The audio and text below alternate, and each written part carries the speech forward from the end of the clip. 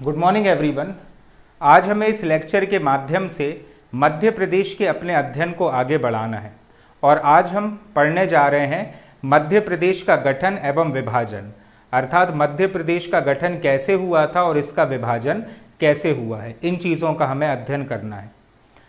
आज़ादी के समय जब 1947 में भारत आज़ाद हुआ था तब मध्य प्रदेश के नाम से कोई भी राज्य अस्तित्व में नहीं था। मतलब मध्य प्रदेश राज्य का अस्तित्व था ही नहीं उस समय। उस समय मध्य प्रदेश का जो इलाका था उसका ढांचा कुछ इस प्रकार का था जैसा कि आप बोर्ड पर देख रहे हो। इसमें पिंक कलर का जो इलाका है ये इलाका कहलाता था मध्य भारत। क्या बोलते थे इस इलाके को? इस इलाके को कहा जाता था मध्य भारत। क्लियर है? ग्रीन कलर का जो आप क्षेत्र देख रहे हो ये क्षेत्र था विंध्य प्रदेश। क्या बोलते थे इसे कहा जाता था विंध्य प्रदेश। येलो कलर का आप जो एरिया देख रहे हो ये था भोपाल क्षेत्र। कौन सा क्षेत्र था ये था भोपाल क्षेत्र। क्लियर है? ये जो इलाके हैं जो बैगनी कलर के हैं ये था सेंट्रल प्रोविंसेस ऑफ बरार। मतलब इसमें ये इलाका है जिसमें आज का छत्तीसगढ़ भी है इसे कहा जाता था सेंट्रल प्रोविंसेस, सेंट्रल प्रोविंसेस। ठीक है? और इस इलाके को कहा जाता था बरार। क्या बोलते थे इस इलाके को अपन? इस इलाके को कहते थे अपन बरार। इन्हीं चीज़ों के बारे में हमें पढ़ना है कि इस नक्शे से वर्तमान नक्शे तक 55 जिलों के साथ मध्य प्रदेश कैसे अस्तित्व में आया है। सबसे पहले हम देखते हैं 1956 से पहले क्या स्थिति थी, क्योंकि मध्य प्रदेश राज्य का वास्तविकता में गठन हुआ है 1 नवंबर 1956 को। तो 1 नवंबर 1956 से पहले मध्य प्रदेश की क्या स्थिति थी ये चीज़ हम देखने जा रहे हैं। 1956 से पहले की स्थिति, तो स्वतंत्रता के समय से मध्य प्रदेश के नाम से कोई राज्य अस्तित्व में नहीं था। तो 1947 में जब भारत इंडिपेंडेंट हुआ, भारत आज़ाद हुआ, उस समय मध्य प्रदेश जैसा कुछ था ही नहीं। क्या था? ये इलाके थे। क्लियर है? 1947 में राज्यों की जो श्रेणियां बनी थी उनमें, कब? 1947 में। ये पॉलिटी में मैंने करा है, यूट्यूब पे पढ़ा है ये वाला लेक्चर, पॉलिटी वाला। ठीक है? कि किस प्रकार से पार्ट ए, पार्ट बी और पार्ट सी में पूरे देश का विभाजन हुआ था। वहां पे जाकर आप चेक कर सकते हो। हालांकि पॉलिटी उससे भी ज़्यादा डिटेल में और उससे भी ज़्यादा अच्छे से मैं यहाँ पे पढ़ाने जाऊँगा थोड़े दिनों बाद। ठीक है? लेकिन अभी अगर आपको चेक करना है कि पार्ट ए, पार्ट बी और पार्ट सी के पीछे क्या इतिहास है, तो दूसरा या तीसरा लेक्चर है पॉलिटी का यूट्यूब पर, उस पर देख लेना आप। ठीक है? तो 1947 में राज्यों की जो श्रेणियां बनी थी उसमें पार्ट ए में सीपी बरार था। ठीक है? मतलब ये वाला इलाका जो है ना, सेंट्रल प्रोविंसेस और बरार, ये किस में था? ये आ जाता है पार्ट ए में। ठीक है? और पार्ट बी में मध्य भारत का प्रांत था। ये जो पिंक वाला इलाका है ये कहलाता है मध्य भारत, और ये किस में था? ये था आपके पार्ट बी में। और इतना पूरा इलाका जिसमें सेंट्रल प्रोविंसेस और बरार आता है ये इलाका था पार्ट ए में। किसमें था ये इलाका था पार्ट ए में, और मध्य भारत का क्षेत्र था पार्ट बी में। पार्ट सी में विंध्य प्रदेश और भोपाल थे। मतलब ये वाला विंध्य प्रदेश और भोपाल ये दोनों आ जाएंगे किसमें? पार्ट सी में। किसमें आएंगे ये इलाके आएंगे पार्ट सी में। ठीक है? ये हालत थी मध्य प्रदेश के ढांचे की 1947 से लेकर 1956 तक। ठीक है? मतलब पूरा जो ये क्षेत्र है, ये इलाका है, ये 3 पार्ट्स में डिवाइडेड था।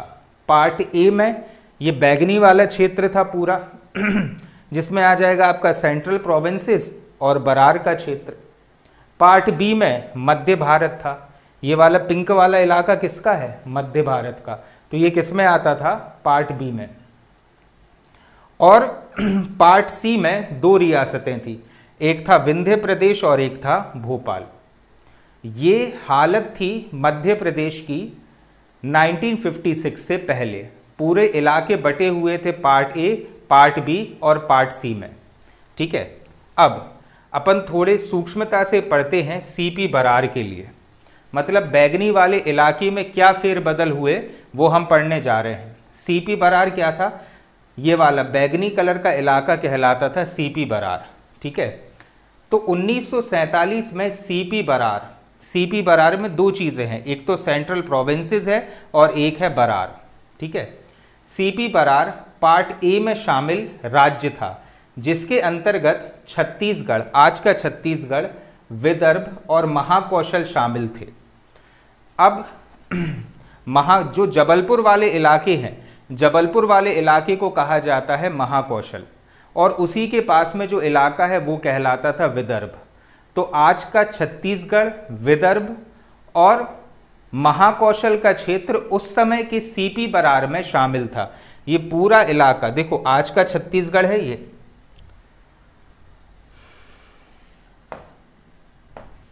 आज का छत्तीसगढ़ वाला जो क्षेत्र है ये भी शामिल था किसमें? सीपी बरार में। आज का विदर्भ का क्षेत्र, मतलब नागपुर वाला जो क्षेत्र है वो कहलाता है विदर्भ का क्षेत्र, और जबलपुर वाला जो क्षेत्र है वो कहलाता है महाकौशल का क्षेत्र।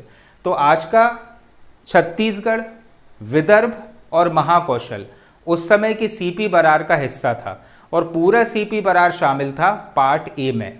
ठीक है, तो 1947 में सीपी बरार पार्ट ए में शामिल राज्य था जिसके अंतर्गत छत्तीसगढ़, विदर्भ व महाकौशल शामिल थे। इसकी राजधानी नागपुर थी, मतलब सीपी बरार की राजधानी क्या थी? सीपी बरार की राजधानी थी नागपुर। ये जो बैगनी वाला क्षेत्र है इसकी राजधानी थी ये नागपुर। ठीक है, और इसके मुख्यमंत्री भी थे इस क्षेत्र के, और इस क्षेत्र के प्रथम मुख्यमंत्री पंडित रविशंकर शुक्ल थे। कौन थे यहाँ के प्रथम, या कहना चाहिए इस क्षेत्र के मुख्यमंत्री? इस क्षेत्र के मुख्यमंत्री पंडित रविशंकर शुक्ल थे।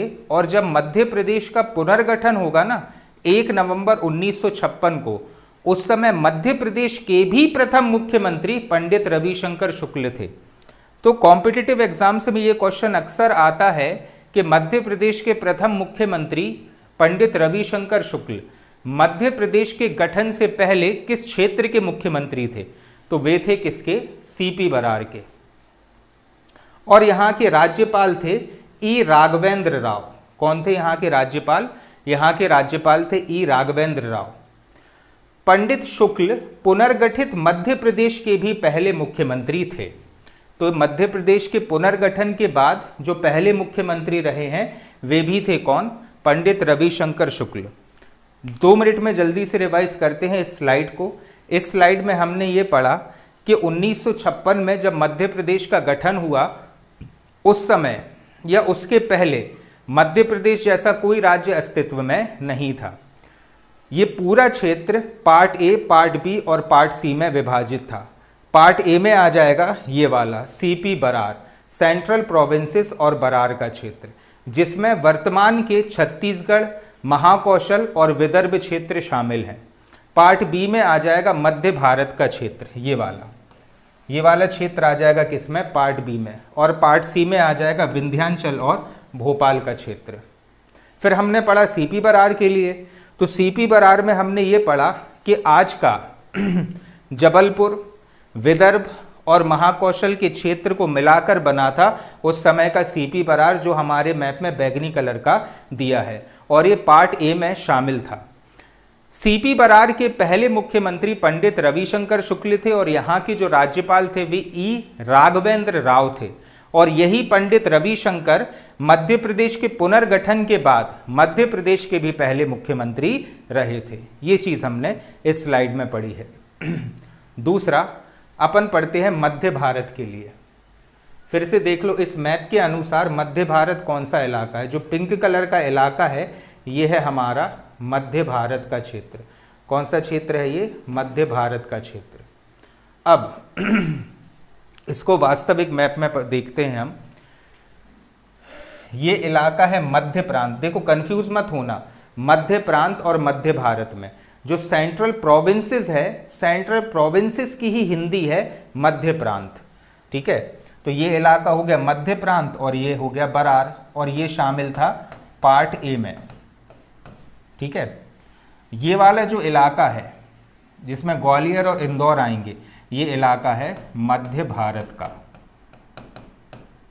और ये है तुम्हारा विंध्याचल, और ये इलाका है तुम्हारे भोपाल का यहाँ पे। तो अभी हम पढ़ने जा रहे हैं, जैसे हमने सीपी बरार पढ़ा, अब हम पढ़ने जा रहे हैं मध्य भारत को। मध्य भारत प्रांत पार्ट बी में शामिल था। किसमें शामिल था ये क्षेत्र? ये क्षेत्र शामिल था पार्ट बी में।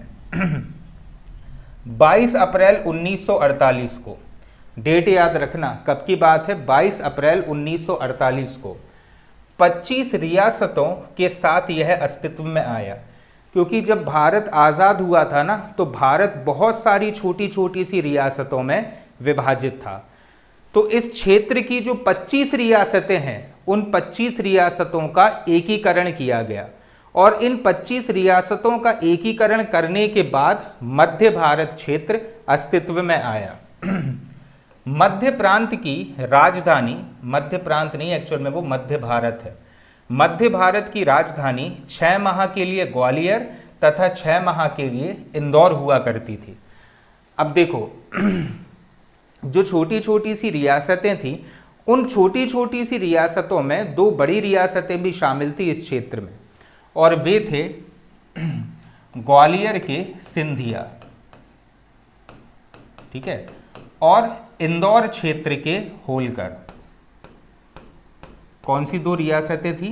ग्वालियर क्षेत्र के सिंधिया और इंदौर क्षेत्र के होलकर। अब भारत सरकार के सामने ये दिक्कत आई थी कि इस क्षेत्र की राजधानी हम बनाए क्या।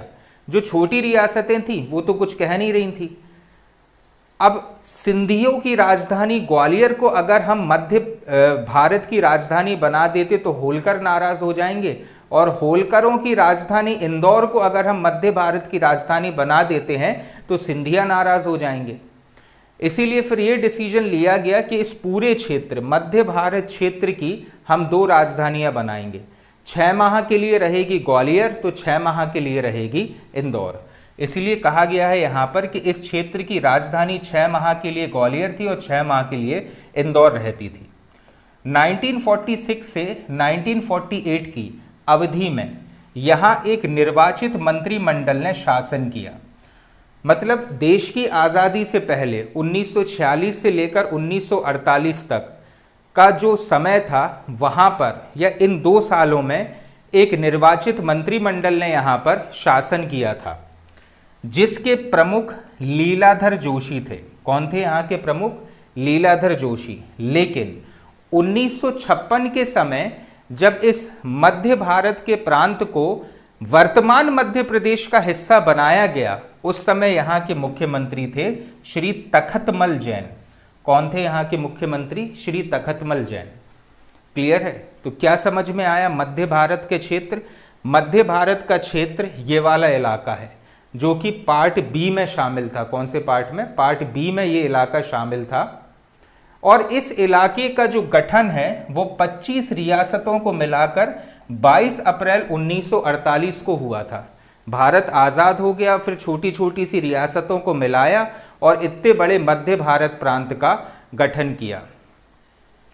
1946 से 1948 के बीच में यहाँ पर एक मंत्रिमंडल की स्थापना हुई, जिसके पहले मंत्री थे श्री लीलाधर जोशी। लेकिन जब इस इलाके को उठाकर वर्तमान मध्य प्रदेश का हिस्सा बनाया गया, उस समय यहां के मुख्यमंत्री श्री तखतमल जैन थे। यह पढ़ना है आपको मध्य भारत के बारे में। और इसकी 2 राजधानियां थीं, 6 माह के लिए थी ग्वालियर और 6 माह के लिए बनाई गई थी इंदौर। उसका कारण भी मैंने आपको बताया कि इंदौर होलकरों की राजधानी थी और ग्वालियर सिंधिया की राजधानी थी। इस कारण से उन दोनों के महत्वाकांक्षाओं को सेटिस्फाई करने के लिए ऐसा किया गया था। अब अपन बात करते हैं विंध्य प्रदेश की। ठीक है, तो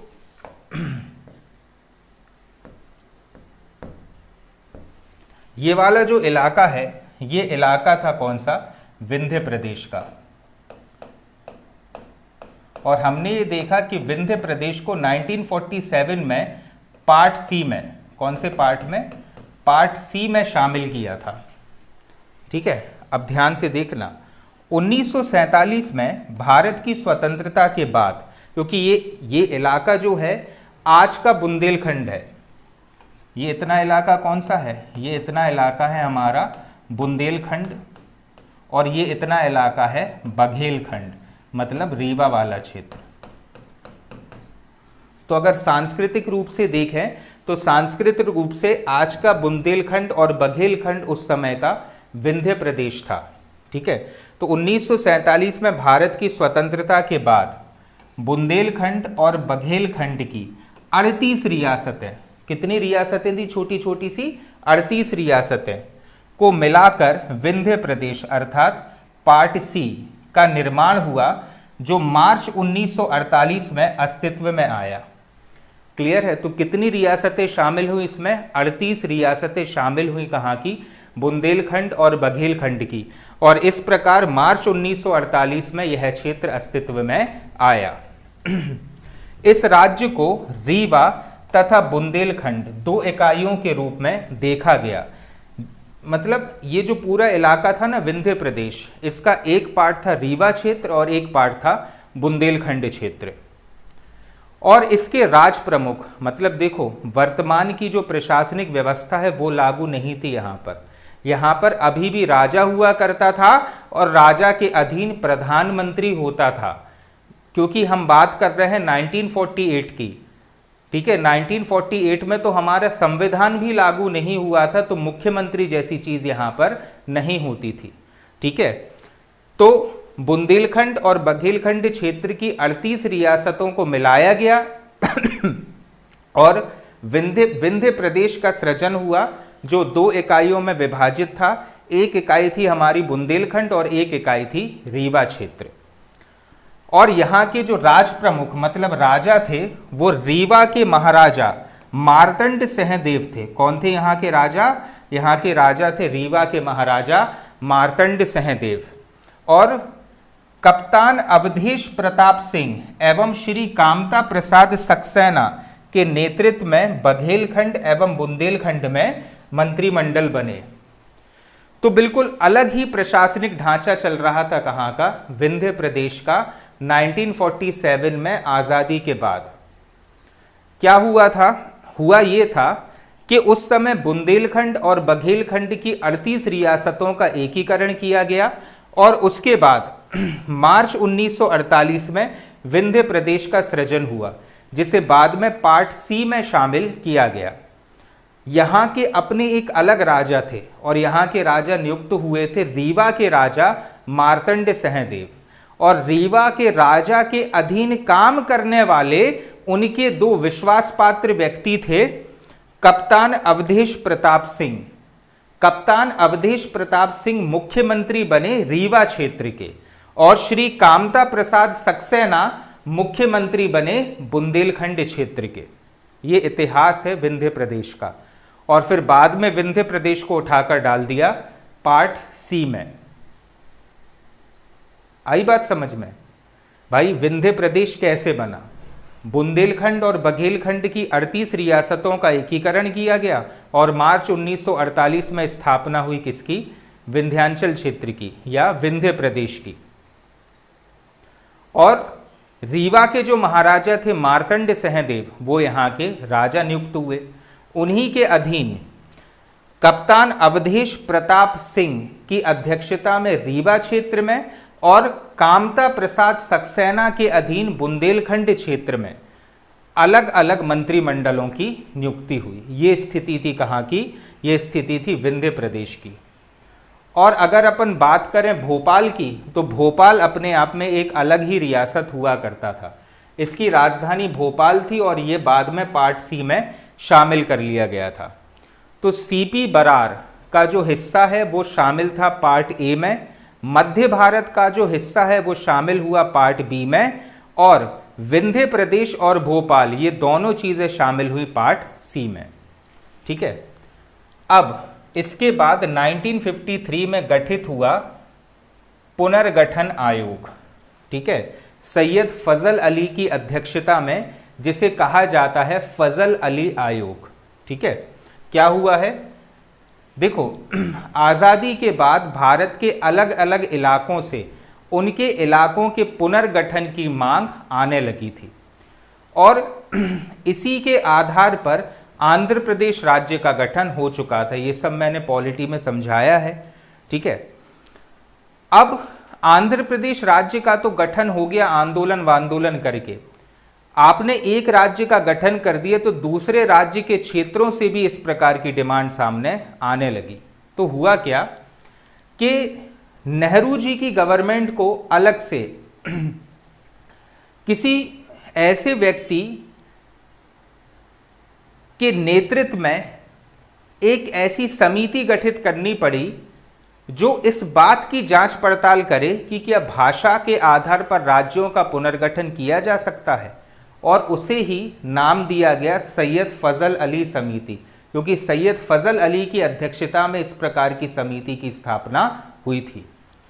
तो नए राज्यों के गठन की मांग को देखते हुए 29 दिसंबर 1953 में, डेट याद रखना कौन सी डेट है, 29 दिसंबर 1953 को राज्य पुनर्गठन आयोग की स्थापना की गई। किसकी स्थापना हुई? राज्य पुनर्गठन आयोग की स्थापना की गई। इस आयोग के अध्यक्ष सैयद फजल अली थे। कौन था इस आयोग का अध्यक्ष? इस आयोग के अध्यक्ष थे सैयद फजल अली, और दो अन्य सदस्य थे इसमें, पंडित हृदयनाथ कुंजरू और डॉक्टर एम पणिक्कर। ये दो अन्य सदस्य थे इस समिति में। अध्यक्ष कौन था? इसके अध्यक्ष थे सैयद फजल अली और दो अन्य सदस्य कौन थे? पंडित हृदयनाथ कुंजरू और डॉक्टर के एम पणिक्कर। इस आयोग ने राज्यों का पुनर्गठन भाषाई आधार पर करने की सिफारिश की थी। मतलब ये जो आयोग बना था, इस आयोग ने कहा कि भारत बहुभाषीय देश है, तो ऐसे इलाके जहां पर एक ही भाषा का प्रयोग किया जा रहा है उनको उठाकर हम एक राज्य में स्थानांतरित कर देते हैं। तो सैयद फजल अली की अध्यक्षता में जो समिति बनी और इस समिति ने जो अनुशंसाएं दी, उसके आधार पर मध्य प्रदेश का पुनर्गठन किया गया और मध्य प्रदेश के इस ढांचे में बहुत सारे परिवर्तन किए गए। देखना कौन कौन से परिवर्तन हैं। आयोग की सिफारिश के परिणाम स्वरूप मध्य प्रदेश की सीमाओं में बहुत अधिक परिवर्तन हुए। क्या क्या? अकोला, ये आज महाराष्ट्र में है लेकिन उस समय सीपी बरार का हिस्सा था। अकोला, अमरावती, बुल्ढाना, यवतमाल, वर्धा, चांदा, नागपुर तथा भंडारा जिलों को तत्कालीन मुंबई राज्य में मिला दिया गया। इसके अतिरिक्त पूर्वी मध्य प्रदेश, जो कि पार्ट ए स्टेट की भाग था, इन भागों को मध्य प्रदेश में ही शामिल रहने दिया। देखो ध्यान से, उस समय महाराष्ट्र नहीं था, महाराष्ट्र तो बना है 1960 में जाकर। उस समय बंबई स्टेट थी, अपने आप में अलग ही है बंबई स्टेट। क्लियर है? ये ध्यान से देखो तो महाराष्ट्र का आधा भाग तो पार्ट ए का हिस्सा है, ये है पार्ट ए। तो महाराष्ट्र का आधा भाग पार्ट ए का हिस्सा है, लेकिन इसी पार्ट ए में से इतने इलाके कौन कौन से? अकोला, अमरावती, बुल्ढाना, यवतमाल, वर्धा, चांदा, नागपुर और भंडारा, ये जिले उठाकर किस में दे दिए? बंबई स्टेट में दे दिए। क्लियर है? और बाकी का जो मध्य प्रदेश या बाकी का जो पार्ट ए बचा इतना काटने के बाद, वो किस में शामिल कर दिया? वो मध्य प्रदेश में शामिल कर दिया।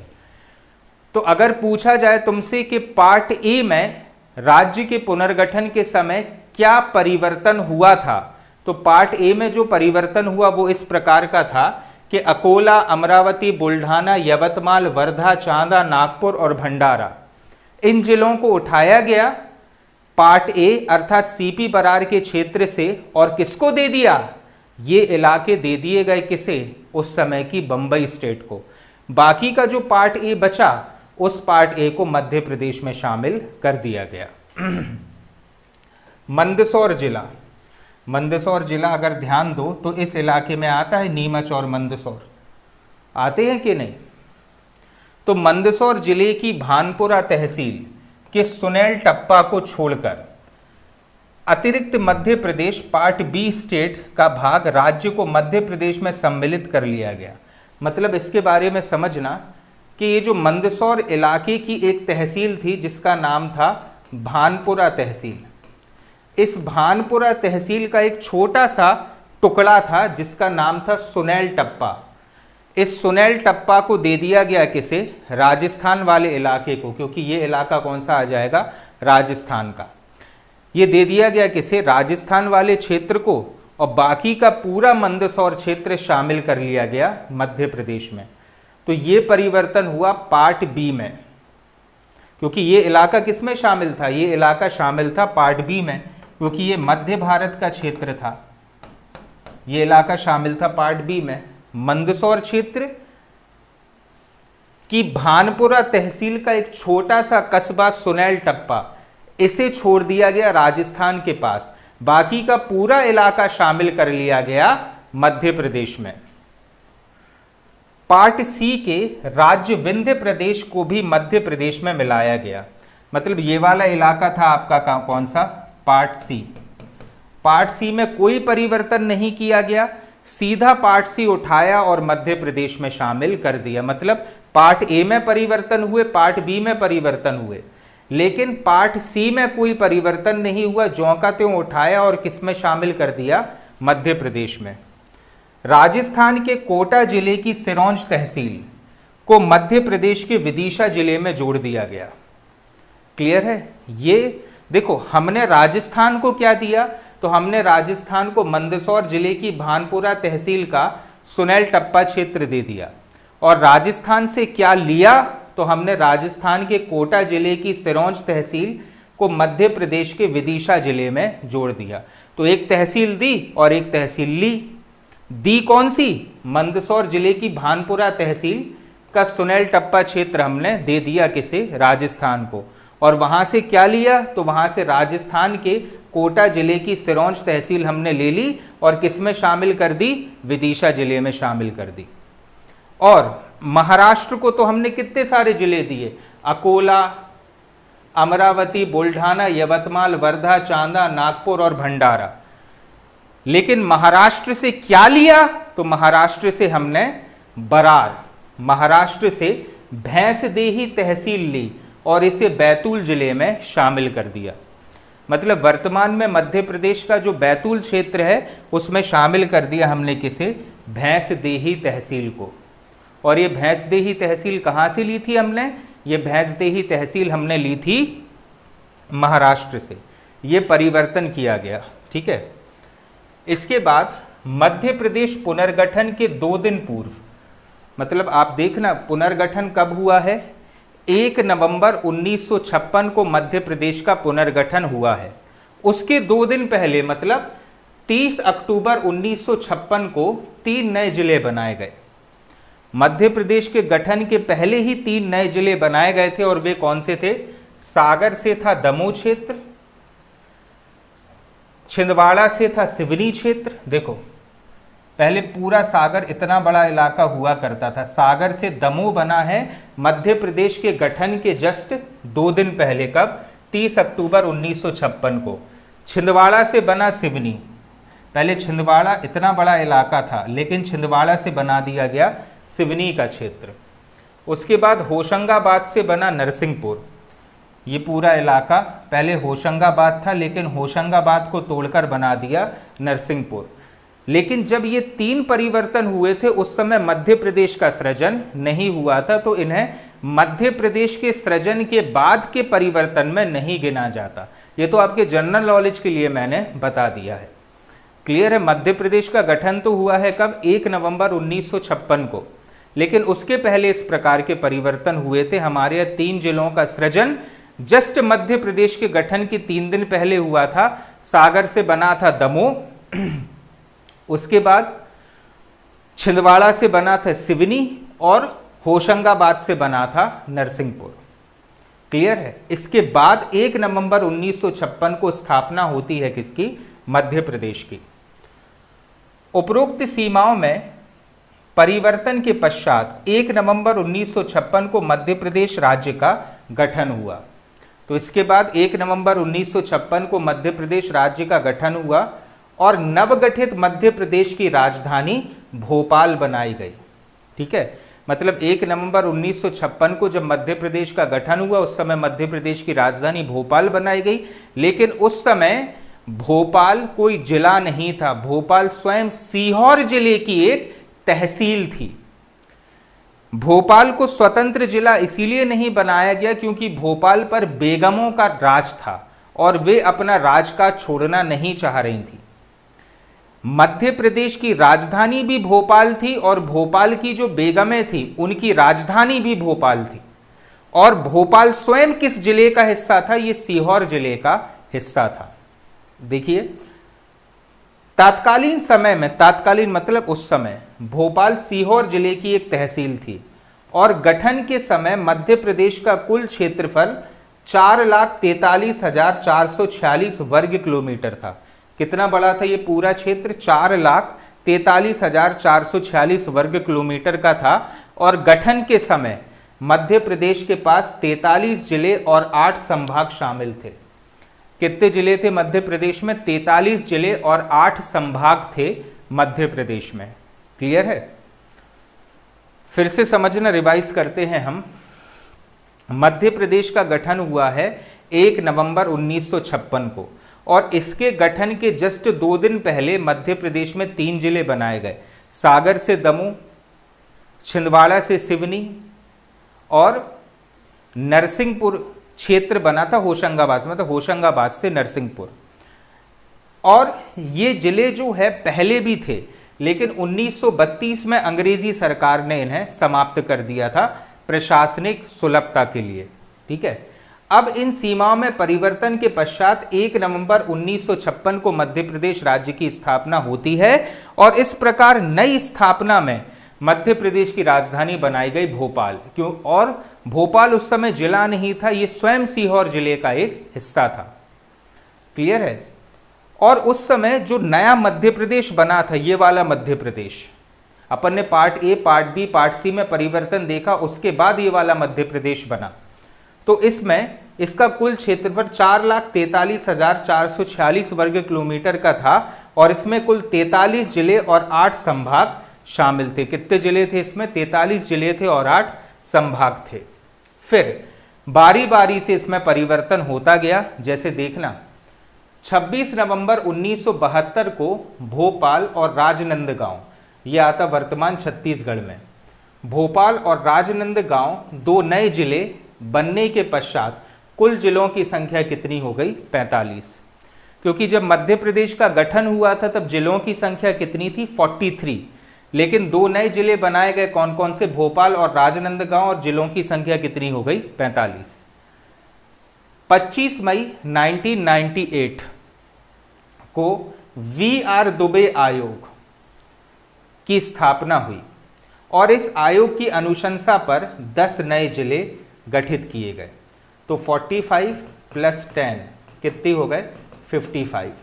तो मध्य प्रदेश, मतलब उस समय छत्तीसगढ़ भी शामिल था, तो उस पूरे के पूरे इलाके में कितने और जिले बन गए? 10। तो जिलों की संख्या कितनी हो गई? 55। अब इसके बाद 30 जून 1998 को कौन सी समिति बनी? सहदेव समिति। इसकी सिफारिश पर 6 नए जिले बने। तो 55 + 6 कितने हो गए?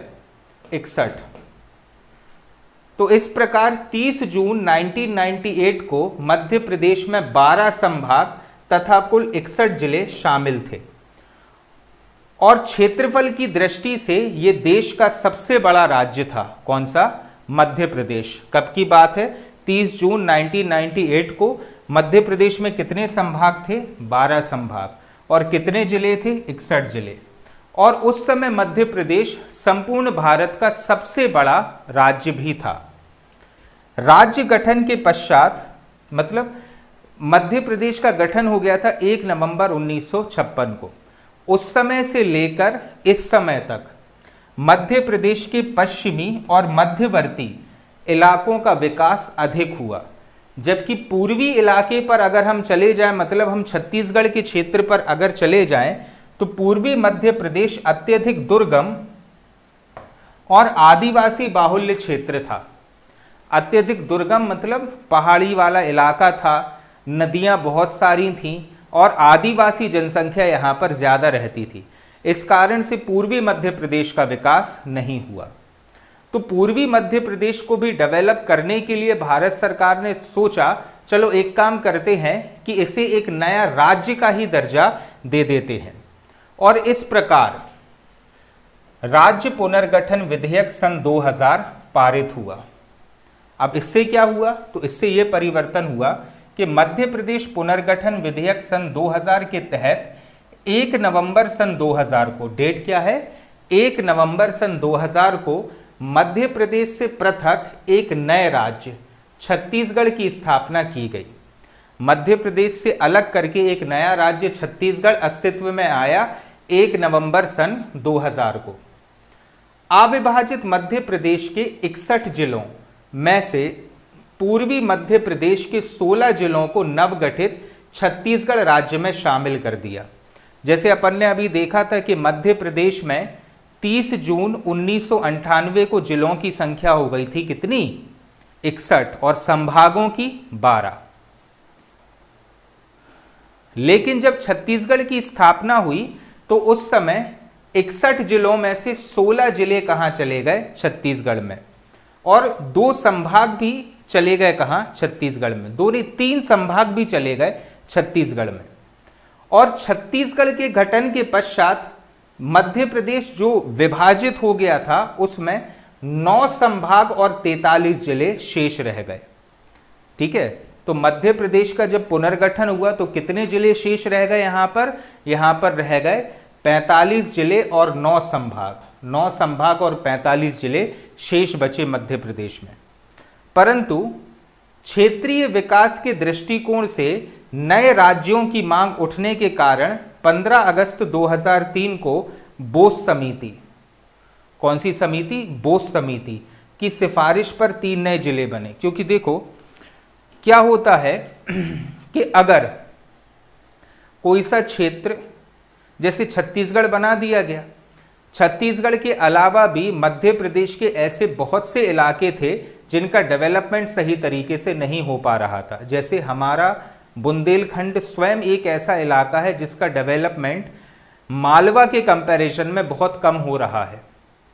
तो अगर हम डिमांड करें कि हमें बुंदेलखंड एक अलग राज्य ही बनाना है, पूरी जनता डिमांड करे, तो सरकार मजबूर हो जाएगी लोगों की डिमांड को फुलफिल करने के लिए। ये बात होने लगी थी छत्तीसगढ़ के डेवलपमेंट के बाद। स्वयं मायावती ने एक प्रस्ताव रखा था, जो उस समय यूपी की मुख्यमंत्री रही। उन्होंने स्वयं एक प्रस्ताव रखा था कि झांसी, सागर और ये ललितपुर वाले इलाके को मिलाकर हम अलग से एक बुंदेलखंड राज्य का गठन करेंगे जिसकी राजधानी झांसी होगी। क्लियर है?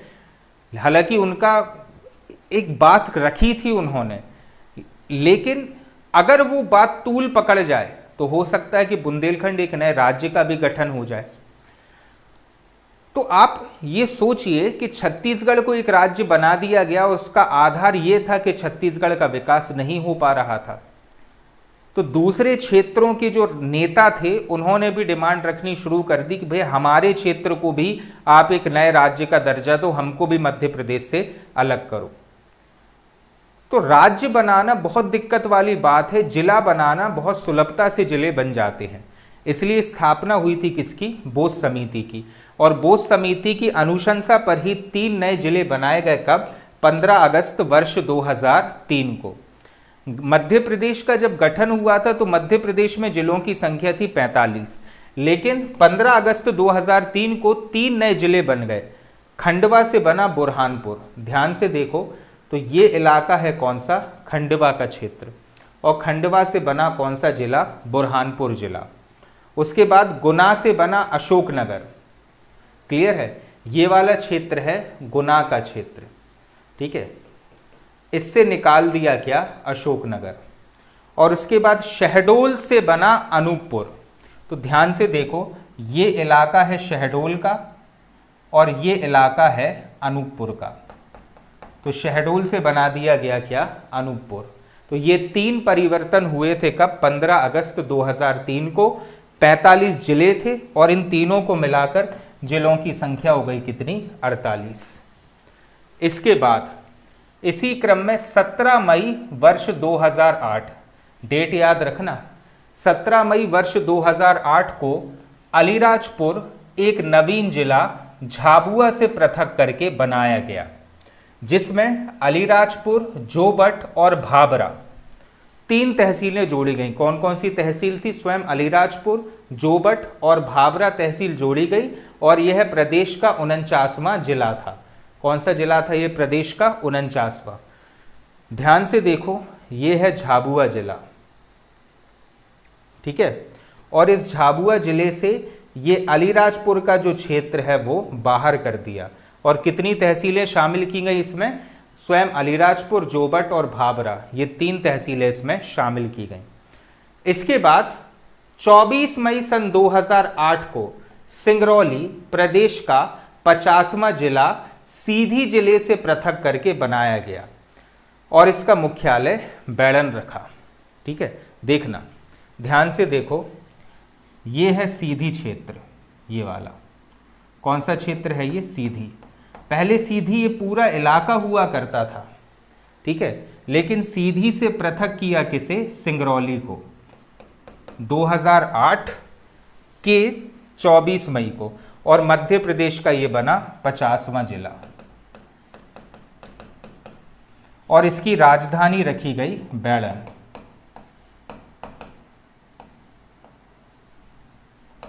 क्या राजधानी रखी गई इसकी? इसकी राजधानी रखी गई बैड़न।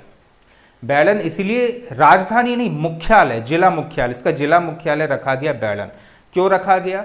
क्योंकि ये मध्य प्रदेश की ऊर्जा राजधानी है। पूरे मध्य प्रदेश, पूरे एशिया में सबसे मोटी कोयले की परत पाई जाती है सिंगरौली में और इसकी बहुत बड़ी बड़ी खदानें हैं बैड़न में, इसलिए जिला मुख्यालय रखा गया किसे? बैड़न को, ठीक है।